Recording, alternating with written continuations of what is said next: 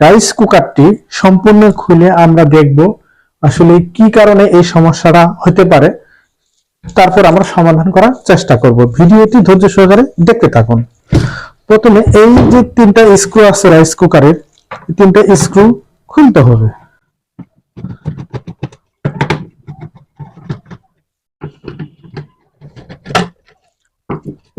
তিনটা স্ক্রু খোলার পরে এই যে দেখেন এখানে আর্থিং কানেকশন দেওয়া আছে, এই আর্থিং কানেকশনটা খুলে রাখবো, নাতে আমরা ফুল ভাবে খুলতে পারবো না। আর এখানে ভিতরে একটা তেলা পোকা ঢুকে গেছে। এই রাইস কুকারটি প্রত্যেকটি পার্ট টু পার্ট যদি আমরা চেক করি তাহলে আমরা বুঝতে পারবো যে কি কি সমস্যা হয়েছে বা হতে পারে। প্রথমে আমরা এই রেজিস্টারটা চেক করে দেখবো রেজিস্টারটি ঠিক আছে কিনা।